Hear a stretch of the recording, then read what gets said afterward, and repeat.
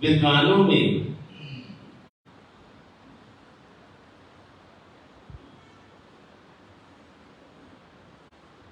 भाग्य को लेकर के और पुरुषार्थ को लेकर के चर्चाएं होती रहती है।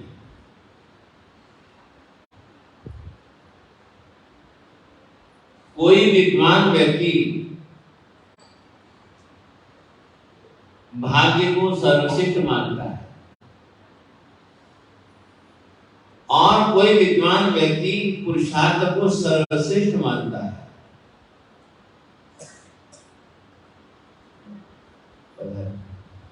और सबके कहने के अपने अलग अलग तर्क होते हैं,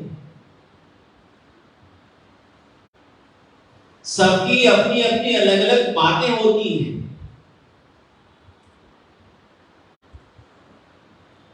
और वैसे देखा जाए तो कोई भी किसी से कम नहीं।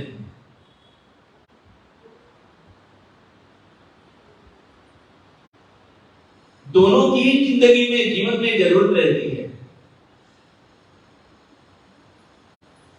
भाग्य भी जरूरी है तो पुरुषार्थ भी जरूरी है।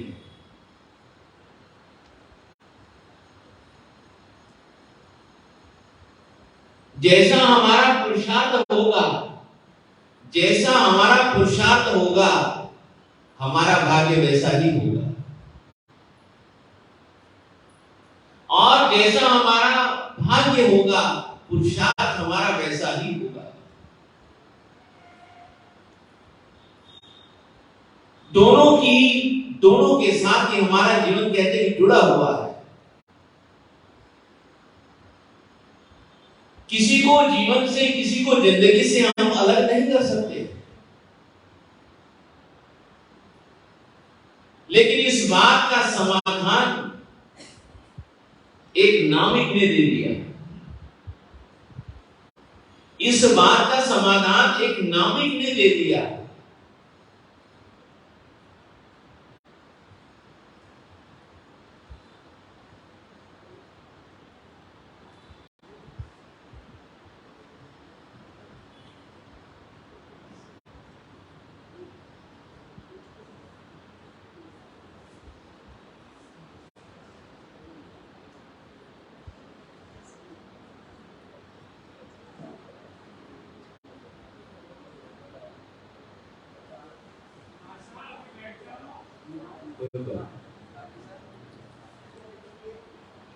आज काकी साहब को कुछ मत कहो, बहुत खुश है, बहुत खुश है। आपको बात करो, मैं कहने को चल दादी मां काकी।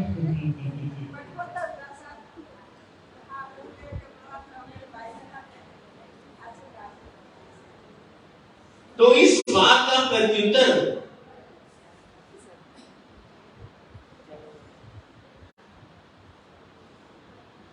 एक नाविक ने दे दिया।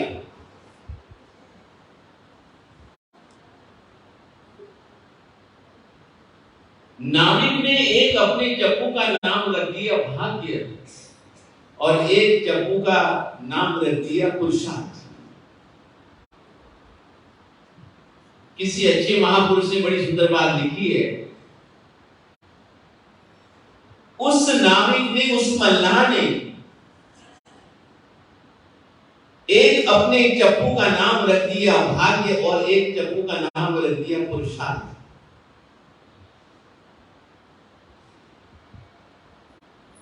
जब कभी वह अपने भाग्य वाले चप्पू को हिलाता है तो नाव घूमने लग जाती है।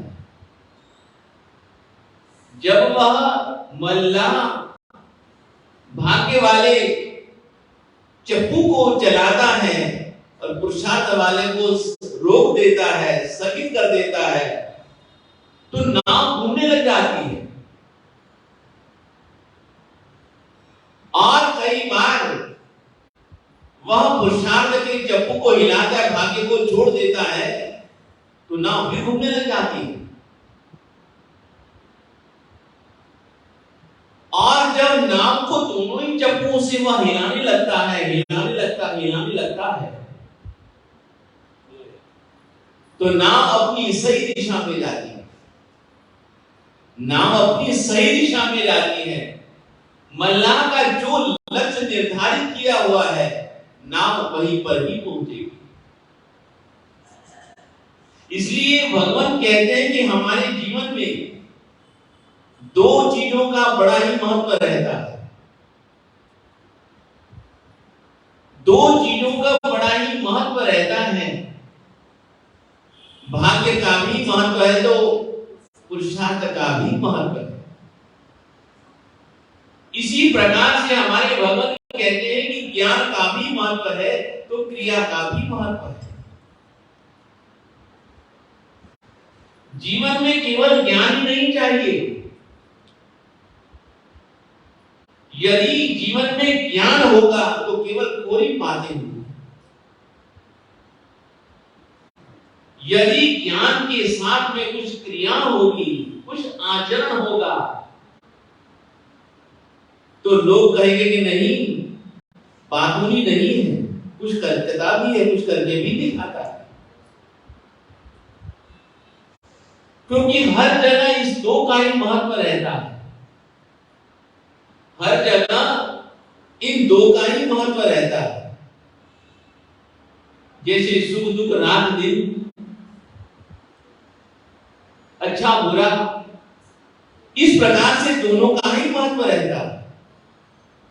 तो हमारे जीवन में भी, हमारे शरीर में भी केवल एक का महत्व नहीं है, दोनों का ही महत्व है।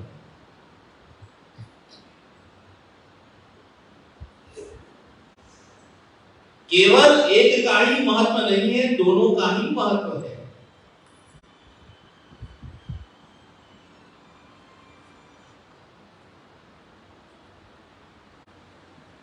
तो संत कवि सुंदरदास जी महाराज कहते हैं, सुंदर साची कहत हूं, सुंदर साची कहत हूं, जो माने सो मानी।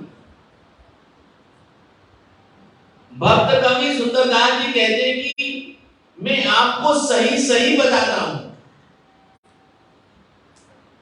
आपको कोई गलत नहीं बता रहा हूं। चाहे आप मानो या न मानो, चाहे आप मानो या न मानो, यही देह अति निंद्य है। श्री मंगलचंद्र जी, यही देह अति निंद्य है, यही रतन की खान, यही हमारा शरीर निंद्य है, निंदा करने योग्य है, और इसी में ही रत्न रहे हुए,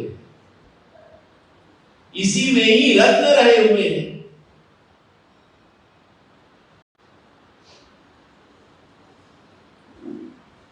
हमारे शरीर के ऊपर ये जो आवरण है, हमारे शरीर के ऊपर ये जो आवरण है, इसी से ही हम सुंदर लगते हैं। जो यह जो हमारे शरीर के ऊपर जो आवरण है, आपने तो श्री मंगलचंद्र जी पढ़ा होगा, हमारे यहाँ एक अशुचि भावना है, मल्लीनाथ भगवान की अशुचि भावना,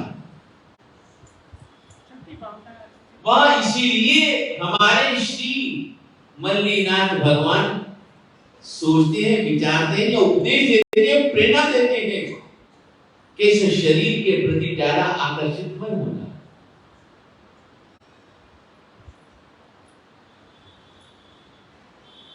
हमको यदि चोट लग जाती है,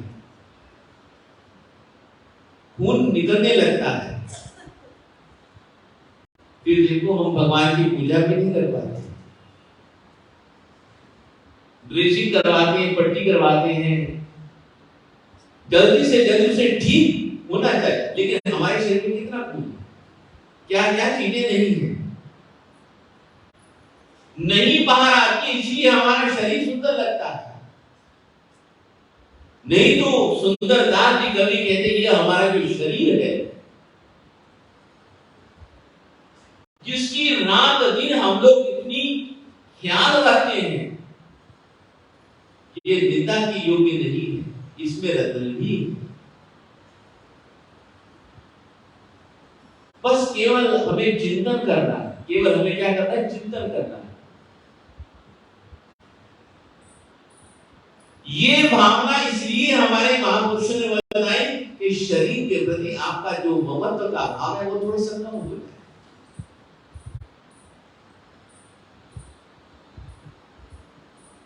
और इसी शरीर से आप साधना कर सको, इसी शरीर से आप साधना कर सको।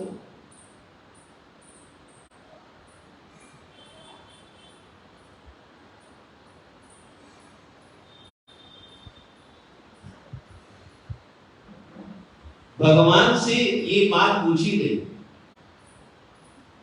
गणधर गौतम स्वामी जी ने भगवान से ये बात पूछी कि भगवान, कर्म निर्जरा के लिए क्या करना चाहिए? केवल उद्देश्य ये था गणधर गौतम स्वामी जी का कि कर्म निर्जरा करने के लिए श्रावक को क्या करना चाहिए? कर्म निर्जरा करने के लिए श्रावक को क्या करना चाहिए? भगवान कहते हैं कि कर्म निर्जरा के लिए व्यक्ति को तप करना चाहिए। कर्म निर्जरा के लिए व्यक्ति को क्या करना चाहिए? तप करना चाहिए। बड़े से बड़ा भी तप है तो छोटे से छोटा भी तप है। बड़े से बड़ा भी तप है और छोटे से छोटा भी तप है। छोटे से छोटा जो तप है वह है नवकाशी का।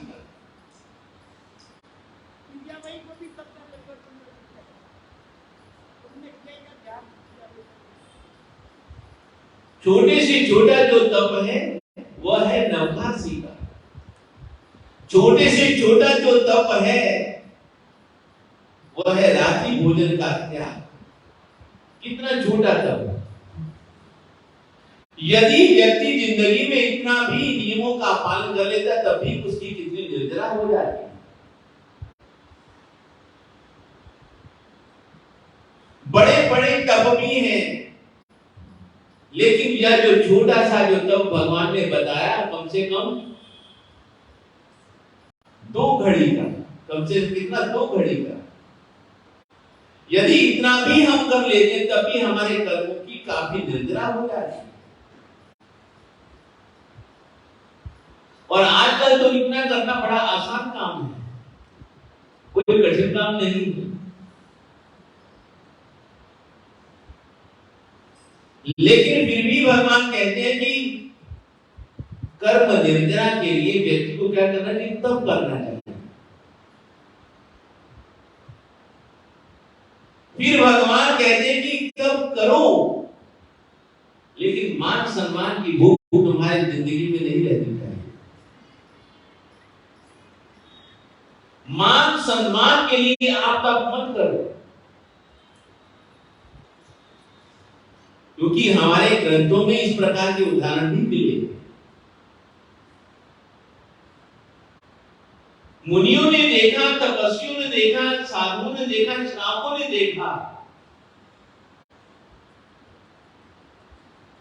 ये हम भगवान, हमारे भगवान कहते हैं, हमारे भगवान कहते हैं कि मान सम्मान के लिए आप तप मत करो। उसकी तप की इतनी जाहो जलाली हो रही, उसकी जय जयकार हो रही है, इसलिए मैं भी करूं।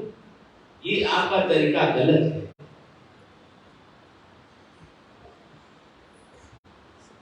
आपको इस लोक के लिए भी तप नहीं करना है, आपको परलोक के लिए भी तप नहीं करना है। आपको किस लिए तप करना है? केवल निर्जरा के लिए तप करना है। तप करना है आपको आत्म शुद्धि के लिए करना है। तो वही दोनों बातें आ जाती है, शरीर और आत्मा का। हम शरीर को जैसे आप लोग भोजन बनाते हो, आपका उद्देश्य क्या रहता है? आपका उद्देश्य क्या रहता है कि भाई सब्जी बनानी है तो तो इसलिए तपेले को अंदर डाल करके डालेंगे तो सब्जी बन जाएगी। तपेला भी यदि आप ऐसी सब्जी डाल दोगे तो कभी भी भोजन तैयार नहीं होगा। इसलिए जितनी शरीर की जरूरत है उतनी आत्मा की जरूरत है। शरीर को इसलिए तपाते हैं जिससे हमारी आत्मा शुद्ध हो सके, और कोई कारण नहीं। लेकिन फिर भगवान ने एक मर्यादा रखी। भगवान ने एक मर्यादा रखी, जब तक आपके मन में आपका ध्यान रौद्र ध्यान न आए तब तक आप तब करो।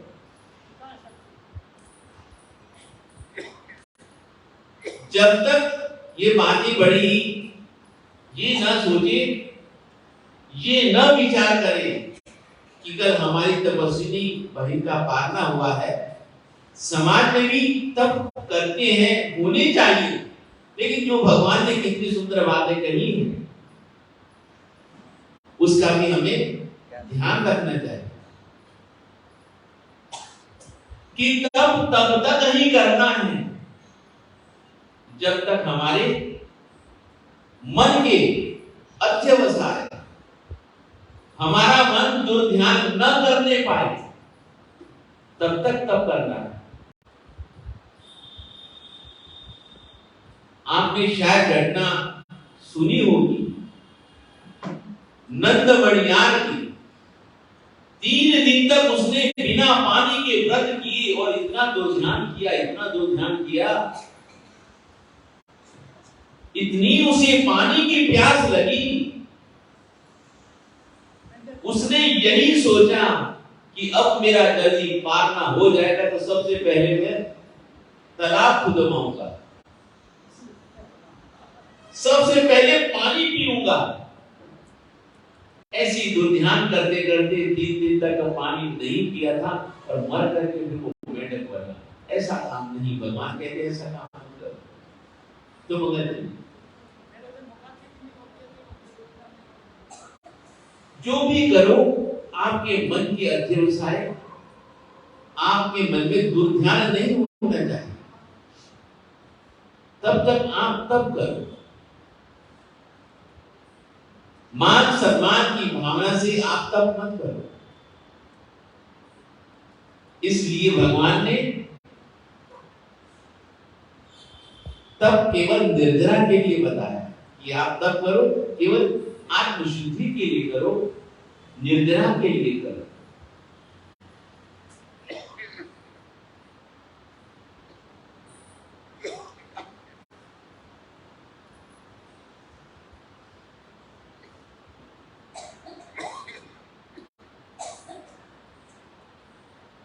हर व्यक्ति के सामने 2 समस्याएं रहती हैं, चाहे कोई भी व्यक्ति क्यों ना हो। बात बड़ी बहुत सुंदर लगी,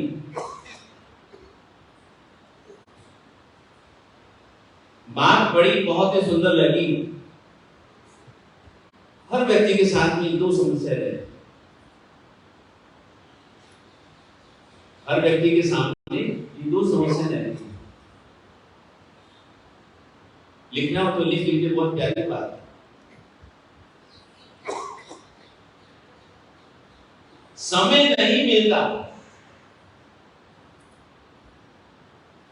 समय नहीं मिलता, ये समस्या है युवाओं की। ख्याल आया? एक बड़ी सुंदर बात लिखी पढ़ी मिली, अच्छी लगी मुझे। समय नहीं मिलता, ये समस्या होती है युवाओं की, और समय नहीं बीतता।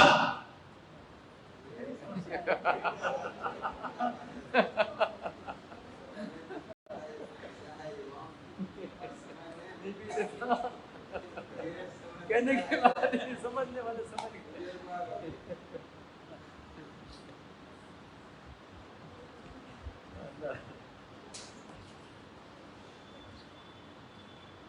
तो ये समस्या है कि नहीं है?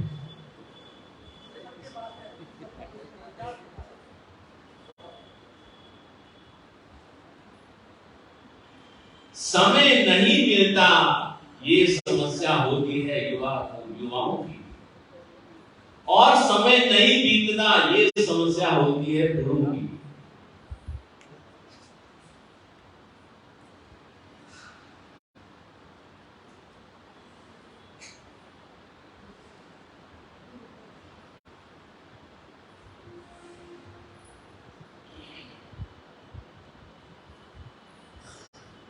लेकिन फिर भी जो भी है बढ़िया है।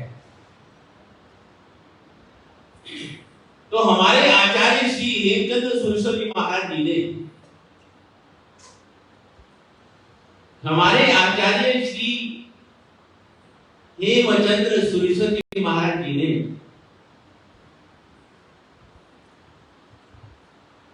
बहुत ही महत्वपूर्ण, वैसे तो कई ग्रंथों की संरचना की है, वैसे तो कई ग्रंथों की संरचना की है,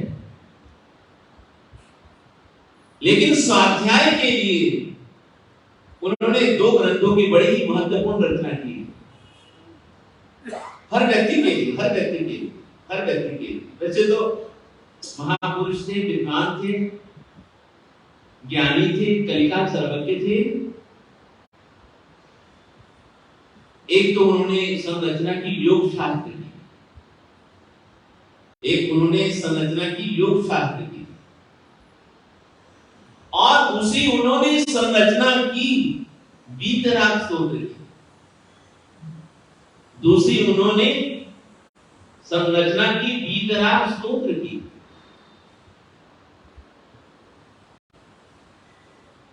ये सब किसके लिए किया? कुमारपाल के लिए। ये सब किसके लिए है? क्या? कुमारपाल के लिए। इतनी अवस्था होने पर भी, इतना व्यस्त जीवन होने पर भी निरंतर प्रतिदिन वह योग शास्त्र का स्वाध्याय किया करता था, वीतराग स्तोत्र का स्वाध्याय किया करता था।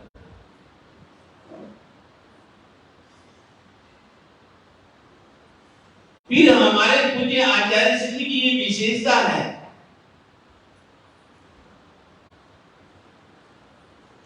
जीवन का परिवर्तन स्वतः होता है। जीवन का परिवर्तन स्वतः होता है, जीवन का परिवर्तन किया नहीं जाता। जीवन का परिवर्तन स्वतः हो जाता है, जीवन का परिवर्तन किया नहीं जाता।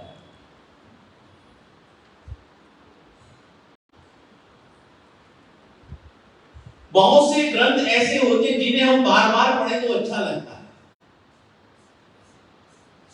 जिन्हें हम बार बार पढ़ें तो अच्छा लगता है। जितनी बार भी हम उसे पढ़ेंगे अच्छा लगेगा, कोई ना कोई नवीन चीजें उसमें मिलेंगी। और एक वह पुस्तक होती है, एक बार पढ़ने के बाद भी व्यक्ति छोड़ देता है। लेकिन बहुत से हमारे महापुरुषों की वाणी ऐसी है, पहले भी पढ़ी जाती थी, आज भी पढ़ी जाती है। पहले भी पढ़ी जाती थी, आज भी पढ़ी जाती है। एक बार नहीं, बार बार पढ़ी जाती है। एक बार नहीं, बार बार पढ़ी जाती है। ऐसे एक ही बात नहीं है, एक ही बात नहीं है, सभी परंपराओं में ये बात है। एक परंपरा में बात नहीं है, सभी परंपराओं में ये बात है।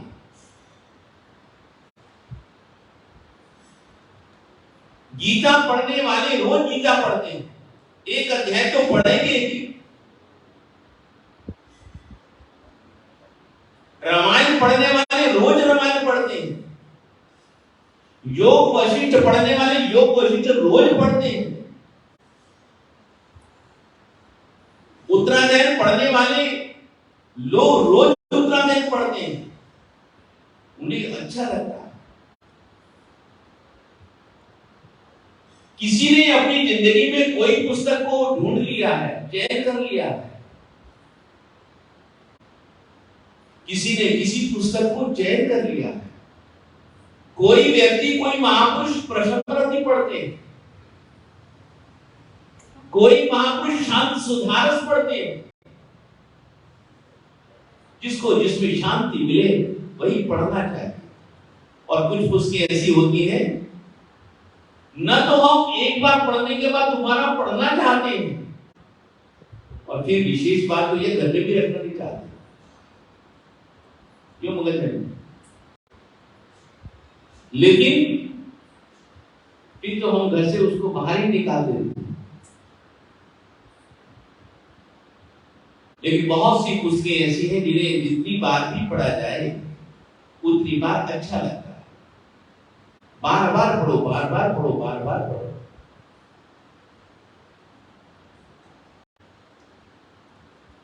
जैसे आप लोग घर में बर्तन कितनी बार धोते हो? कितनी बार खाते हो? कितनी बार धोते हो?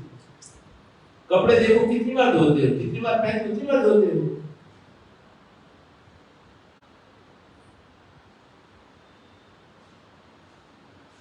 इस प्रकार से कुछ ग्रंथ ऐसे होते हैं जिन्हें बार बार पढ़ा जाए तो अच्छा लगता है।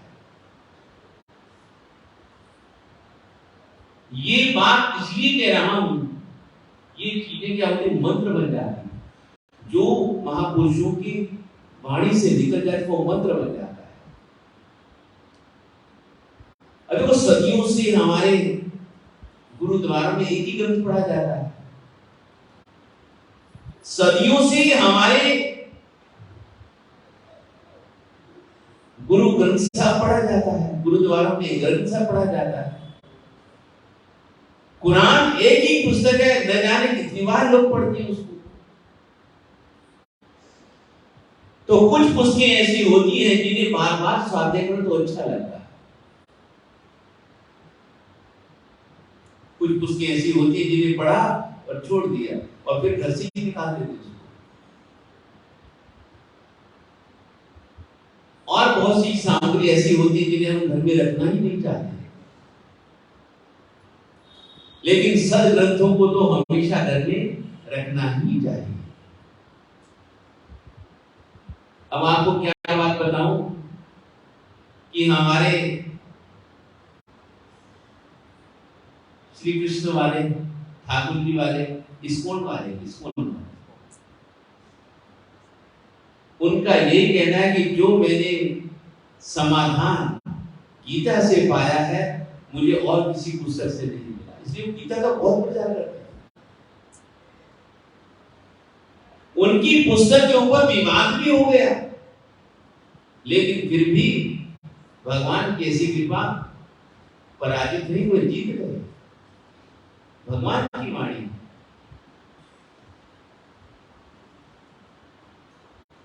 इसलिए हमारे घरों में ये सब ग्रंथों की बहुत जरूरत रहती है। तो महाराजा कुमारपाल ये दो ग्रंथों का हमेशा नित्य स्वाध्याय किया करते थे, हमेशा स्वाध्याय किया करते थे। उन्होंने नियम बना लिया, इतना स्वाध्याय करने के बाद ही मैं अन्न जल ग्रहण करूंगा। इतना स्वाध्याय करने के बाद मैं अन्न जल ग्रहण करूंगा।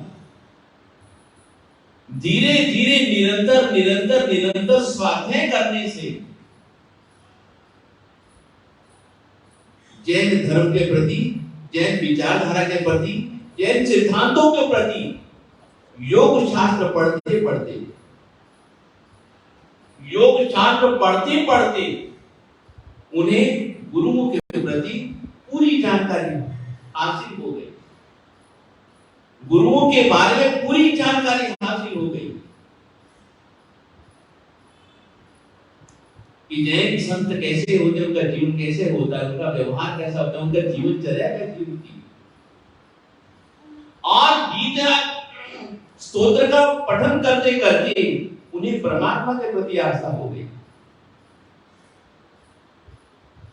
वीतराग स्तोत्र का पारायण करते करते, स्वाध्याय करते करते उन्हें परमात्मा के प्रति पूर्ण आस्था हो गई। परमात्मा के स्वरूप को उन्होंने समझ लिया। और दूसरा, योग शास्त्र का स्वाध्याय करते करते उन्होंने जैन सिद्धांतों को विधिवत रूप से, जैन संतों के आचार व्यवहार को पूरी तरह से समझ लिया और उन्हें पूरा विश्वास हो गया कि नहीं, देव को भी मैंने समझ लिया और गुरु जी को भी समझ लिया, देव को भी समझ लिया और गुरु को भी समझ लिया, तो धर्म तो फिर स्वतः ही समझ में आ जाएगा। और कई बार हमने देखा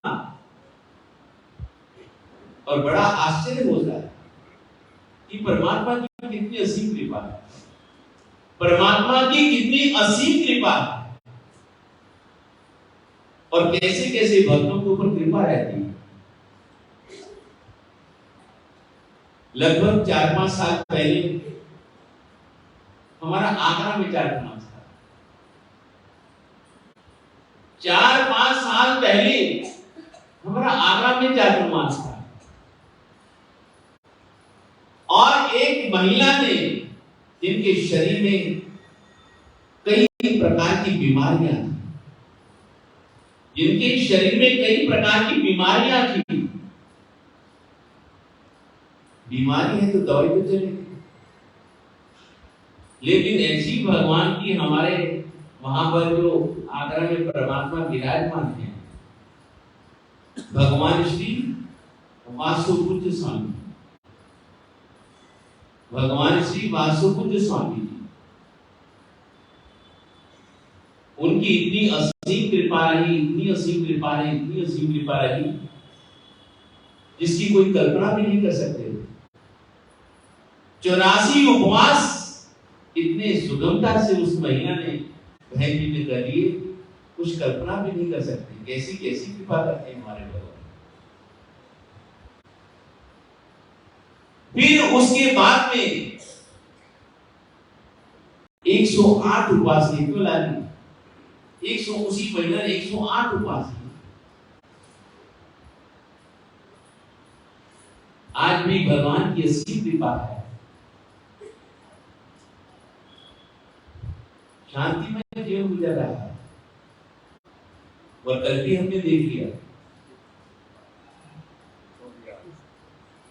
हम सबके निवेदन करने पर भी उसका मनोबल कितना मजबूत था। हम एक दिन में कितना ही पानी पी लेते हैं, लेकिन उस महिला ने, रेणु बहन जी ने 30-32 दिनों तक पानी तक नहीं पिया। गर्मी देखो, आना जाना देखो, सचमुच में भगवान बड़ी असीम कृपा के साथ है भक्तों के ऊपर। जो घर में सीढ़ियां चढ़ने की जिनकी हिम्मत नहीं होती थी, जगदीश जी, वो गिरिराज की आसानी से यात्रा कर लेते हैं, थकान नहीं लगती, यात्रा करके नीचे आते हैं, अगले दिन फिर वापस जाने के लिए तैयार। ये हमारे भगवान की कृपा नहीं तो और क्या। तो हमारे भगवान इतने कृपालु हैं, निनाणु करते हैं।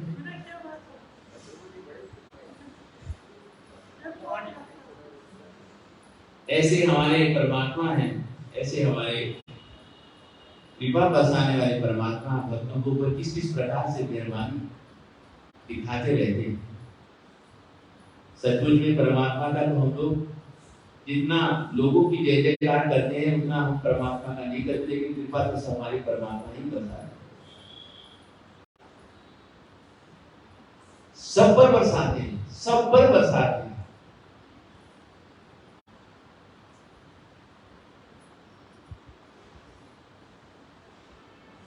तो ऐसे हमारे परमात्मा हैं। एक बार फिर हम परमात्मा से निवेदन करेंगे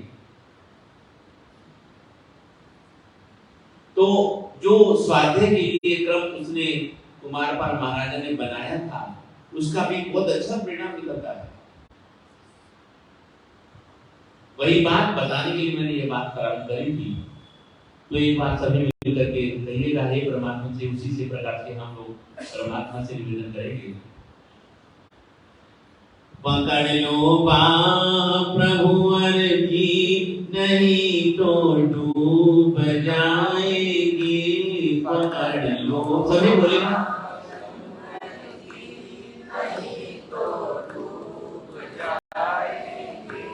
पकड़ लो बाह प्रभुवर की, नहीं तो डूब जाएगी। पकड़ लो बाह प्रभुवर की, नहीं तो डूब जाएगी। पकड़ लो बाह प्रभुवर की, नहीं तो डूब जाएगी। पकड़ लो बाह प्रभुवर की, नहीं तो डूब जाएगी। हमारा कुछ न बिगड़ेगा, तुम्हारी लाज जाएगी। हमारा कुछ न बिगड़ेगा, तुम्हारी लाज जाएगी।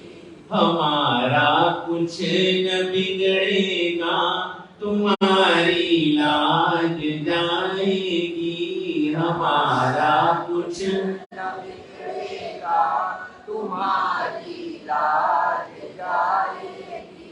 पकड़ लो बाह प्रभुवर की, नहीं तो डूब जाएगी। पकड़ लो बाह प्रभुवर की, नहीं